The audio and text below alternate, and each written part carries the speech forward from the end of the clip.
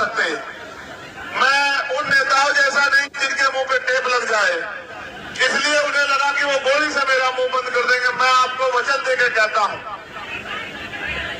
कि कोई गोली मेरा मुंह बंद नहीं कर सकती आपकी लड़ाई लड़ने के, आपकी हक की आवाज उठाने के लिए। याद रखना। तो ये मेरा संदेश उनको की है कि मैं आपकी गोलियों से नहीं डरूंगा। अगली बार फिर तैयारी करना। मेरी माओ बहनों का, मेरे भाइयों का प्यार आशीर्वाद मेरे साथ है। जब तक इनका प्यार आशीर्वाद मेरे साथ है, मैं कहीं नहीं जाने वाला। जब तक कुदरत ने मुझे जिंदगी दी है, मैं जिंदा दिल से जीऊंगा, शेर की तरह जीऊंगा, आपके बीच रहूंगा। दूसरी बात, मैं यहाँ इसलिए भी आया कि मैंने आपको वचन दिया कि मैं आऊंगा भरतपुर, और मैं ये बताने के लिए भी आया हूं कि मेरा दिया हुआ हर एक वचन, उसको अगर मुझे अपनी जान की कीमत चुका के भी निभाना पड़ा, मैं उसको निभाऊंगा। और जो वचन मैं आपको दूंगा उसको मैं पूरा करूंगा। अगर मुझे जान की बाजी भी लगानी पड़ी, उसके लिए भी मैं तैयार रहूंगा। ये बताने के लिए मैं यहाँ हूँ। और चौथी और आखिरी बात, जो सबसे महत्वपूर्ण हमारे नेताओं को भी सुननी चाहिए, कि जब आप संघर्ष के पथ पे हो, कर्तव्य के पथ पे हो, अगर कोई बहुत ही ज्यादा मुसीबत आ जाए तो आप लक्ष्य से भटक जाओ, आप समय से ना पहुंचो, वरना आप समय से पहुंचो और मिशन के रास्ते में कोई कठिनाई आ जाए, जब तक आपके महापुरुषों का सपना पूरा ना हो तब तक रुको ना, अडिग रहो। जैसे मैं आज अडिग खड़ा हूं, ऐसे आप भी अडिग रहो, क्योंकि ये परिवर्तन का आंदोलन है, एक दिन में पूरा नहीं होगा। हजारों लोग की कुर्बानियां होगी। गुलामी की मेरी एक दिन में नहीं कटती है। मैं ये बताने के लिए भरतपुर में हूं, इस एकता के बीच में, कि अगर गुलामी की बेड़ियां काटनी है तो कुर्बानी देने के लिए तैयार रहो, क्योंकि जिस कौम में कुर्बानी के बकरे तैयार नहीं होते, वो कौम कभी आजादी प्राप्त नहीं करती है। इतिहास गवाह है। अगर हमारे खून से क्रांति आए तो मैं यहाँ खुले में इसलिए बैठा हूँ कि मैं अपने खून का कतरा चुकाने के लिए तैयार हूँ। अगर मेरा समाज, ये बहुजन समाज एकजुट हो जाए, अपनी एकता बनाए, अपने अधिकारों की लड़ाई को मजबूत करे, तो मैं अपने खून का कतरा जो है इस आंदोलन में निछावर कर दूंगा। इसलिए मैं आज भरतपुर में हूँ। आज देखो, आज मैं बहुत बड़ा कोई भाषण नहीं करूंगा। ये सच है, मेरी भी इच्छा है कि मैं जिंदा रहूं।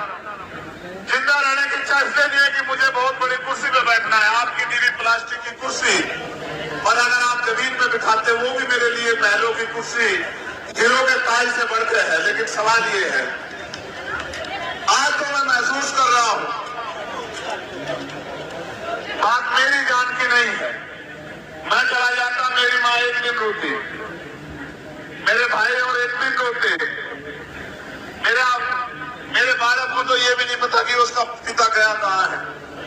वो तो कभी जब वो समझदार होता उसको पता लगता कि उसका बाप में गया था और रास्ते में इस तरह मारा गया। लेकिन सच ये है कि जो लोग इस आंदोलन में मुझसे उम्मीद करके, भरोसा करके जुड़े हैं, मुझे अपने से ज्यादा उनकी परवाह, उनका हौसला ना टूट जाए, इसलिए मैं भरतपुर आया कि उनको ये ना लग जाए कि भाई गोली भी लग सकती है। गोलियां तो लगेगी भाई, जिन्होंने अधिकार छीन रखे, जो कुर्सी में बढ़ने बैठे हैं, अगर आप उनसे अधिकार लेने का काम करोगे, सत्ता छीनने का काम करोगे, तो गोली भी चलेगी, मुकदमे भी होंगे, जेल भी जाना पड़ेगा, और भी मुसीबत आएगी, इनका सामना भी करना पड़ेगा। और आज मुझे बड़ी खुशी है कि आज मेरे में ऐसे बहुत सारे संदेश हैं कि अगर चंद्रशेखर चला भी गया तो ये आंदोलन रुकने वाला नहीं है, इतना भी मुझे भरोसा है पूरा। मुझे देखो, आप लोग खतरे से वाकिफ हो, मैं आपको घटना भी बता देता हूँ, फिर मैं आपसे काम की बात करूंगा।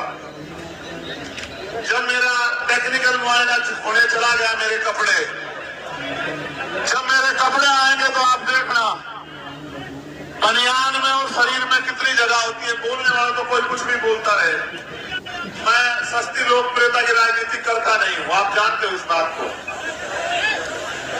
जब मेरे कपड़े आएंगे आप देखना, या पुलिस का बयान आएगा आप सुन लेना। वहां की पुलिस की हमारी नहीं, वहां की सरकार साथियों को भी बता दूं कि जितनी जगह बनियान में और शरीर में होती है उसमें वो 3 छेद है, 3 गोली गई है वहां को, मगर एक लगी, वो भी इसलिए लगी क्योंकि उनकी इच्छा भी मजबूत थी, लेकिन वो बची इसलिए क्योंकि आपका प्यार ज्यादा ताकतवर है। पहली गोली जब शीशे पे लगी, वो शीशा मजबूत था, वो क्योंकि राउंड तो मिले, वो आसानी से आके ऐसा लगा जैसे पत्थर लग गया सिर में। मैंने अपने साथियों से कहा कि भाई शायद किसने पटाखा छुपाया, किसका टायर पट गया। मैंने कहा पत्थर आके लगी दिखते है। लेकिन जब दूसरी गोली लगी तब मुझे एहसास हुआ, तब मैंने मनीष से कहा भाई, मैंने कहा गिर गया, गोली चल रही है। मैंने कहा गोली चल रही है, गोली लगी है। फिर मैंने अधिकारियों को बताया। ये बात मैंने आपको इसलिए बताई, मुझे एक बात का पता, आदमी गोली से नहीं मरता, आदमी मरता है डर से। और डर जिस दिन मैं इस काम में आया था, मैं डर को खर्च छोड़ा था।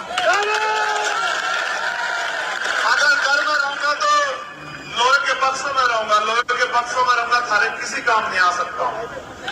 अगर थारे बीच रहूंगा तो थारे भी काम आऊंगा, मुझे लगता है कुछ करके भी दिखा पाऊंगा।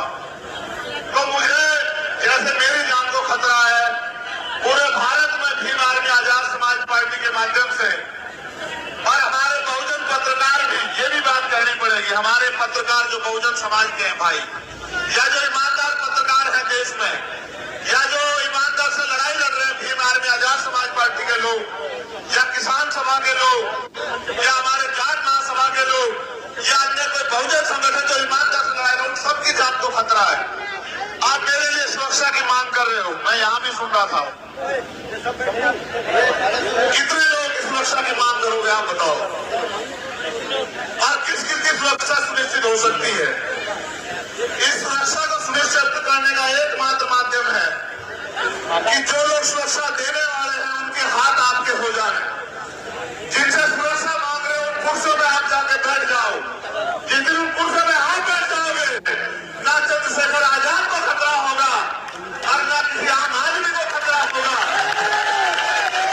चाहे राजस्थान आया, उत्तर प्रदेश, भयमुक्त मुक्त शासन आएगा, भयमुक्त।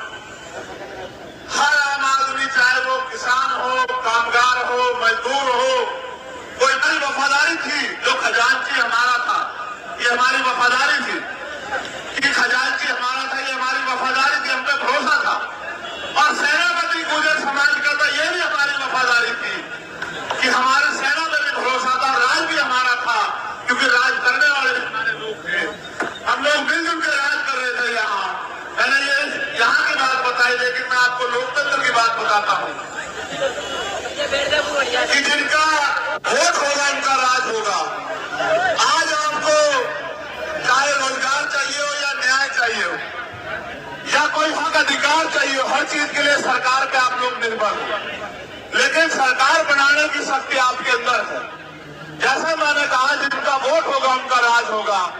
आप बस इस बात को नहीं समझ पाए कि वोट आपके पास है, राज दूसरों का है।